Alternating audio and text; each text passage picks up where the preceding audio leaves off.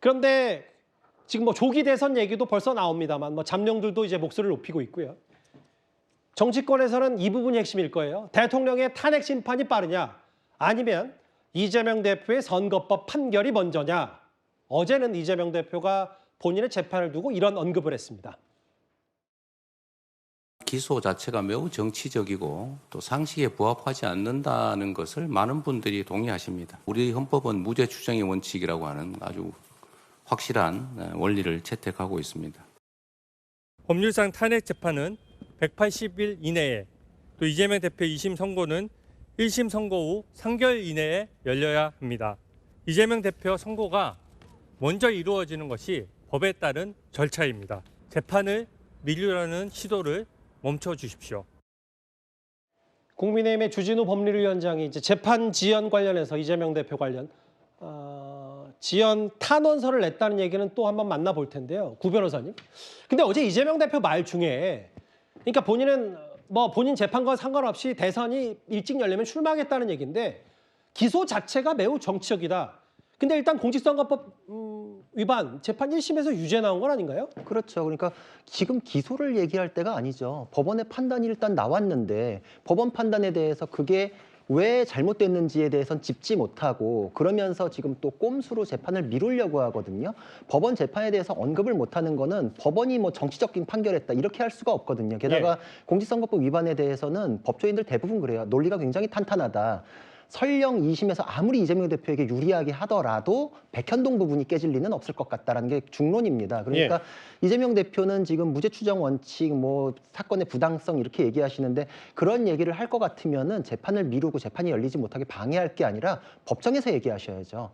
지금 그리고 한 가지 짚을 거는 탄핵 심판이 180일 이내에 선고하여야 하는 거에 대해서는 그 법 규정은 훈시 규정이에요. 그러니까 180일을 넘을 수도 있고 헌법재판소 사건은 대부분 몇 년도 걸려요. 하지만 국가적인 혼란을 막기 위해서 헌법재판소에서 예전에도 이제 뭐 한 3개월 이내에는 끝내기 위해서 노력을 했던 것이잖아요.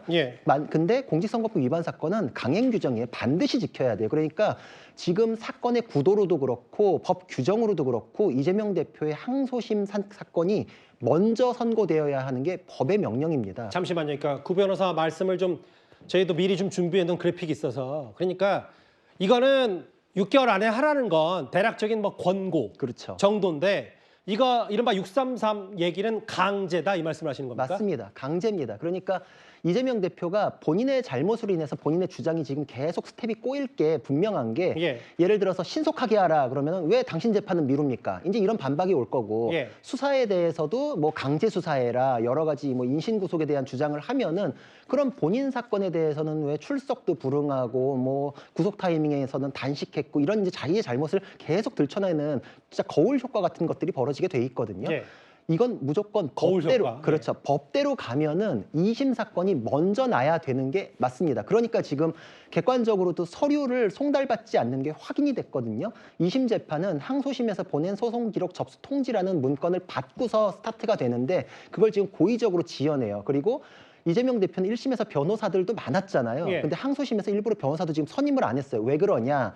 소송 기록 접수 통지는 두 군데로 피고인한테도 보내고 변호사한테도 보내거든요. 근데 두 군데로 하면 누구든 한 군데서 받으면 날짜가 카운트 되니까 변호사는 아예 없애버린 거예요. 선임을 안 했고 그럼 자기 혼자 받아야 되는데 집두절도 없는 사람만 소송 기록 접수 통지를 안 받거든요. 근데 이재명 야당 대표인데 통지를 안 받는다? 상상도 못할 일이죠. 지금 이거는 꼼수라는 것밖에는 설명드릴 말이 없습니다. 그 최진봉 교수님, 뭐 구 변호사 말은 뭐 일단 접어두더라도 이게 기소 자체가 매우 정치적이다. 지난번에 있었던 위증교사, 공직선거 위반 둘 다 무죄가 나왔으면 뭐 100번 양보하더라도 이런 말이 될 텐데 유죄 나온 것도 있는데 기소 자체가 매우 정치적이다. 재판부 대신 검찰을 비판한다. 앞뒤가 안 맞는다. 어떻게 보세요? 그러니까 본인 입장에서 그렇게 생각하는 거죠. 그러니까 재판부가 검찰이 주장한 주장을 받아들여서 그걸 유죄로 판단했죠. 그걸 뭐 부인할 수 없는 거지만 그럼에도 불구하고 본인은 죄가 없다고 생각하니까 기소 자체가 정치자라고 얘기를 하는 것이고요. 그건 이제 본인이 피의자 입장에서 본인의 입장을 얘기한 거라고 저는 생각해요. 그리고 또 하나 무죄 추정의 원칙은 모든 사람에게 동일하게 적용되는 겁니다. 예. 1심의 결과가 나왔다 해도 그것이 죄가 확정된 게 한 2심에서 어떤 경우가 나올지 몰라요. 그리고 대법원까지 가면 3심에서 또 어떤 경우가 나올지 모르는 그렇죠. 것이고요. 그러니까 지금 상황에서는 죄가 있다 없다를 판단할 수 있는 건 아니고요. 뭐 국민의힘이나 보수 진영에서 지난번에 무죄 나온 것도 유죄 확실하다고 그렇게 주장을 했었잖아요. 예. 근데 무죄가 나왔어요. 그럼 모르는 겁니다. 어떤 경우가 나올지. 그렇기 때문에 지금 상황에서 이재명 대표가 죄가 있다 없다 이런 얘기 할 수 없고요. 기소돼서 재판받고 있는 상황이고 예. 1심에서 하나는 유죄 하나는 무죄가 나왔으니까 2심에서 어떤 경우가 나올지 지켜보면 되고 시간도요. 재판부가 알아서 하겠죠. 예. 그건 뭐 절차에 따라 할 거라고 생각하고요. 뭐는 3개월이 의무기정으로 돼 있지만 뭐 여러 가지 재판을 진행하는 과정에 시간이 알겠습니다. 늘어져서 그 이상 충분히 할 수 있는 거니까 그건 재판부에 맡기면 될 문제고 정치권이 너무 재판부를 압박하지 않았으면 좋겠습니다. 그 여당은 오늘 재판 지연 이재명 대표 재판 관련 탄원서까지 냈습니다.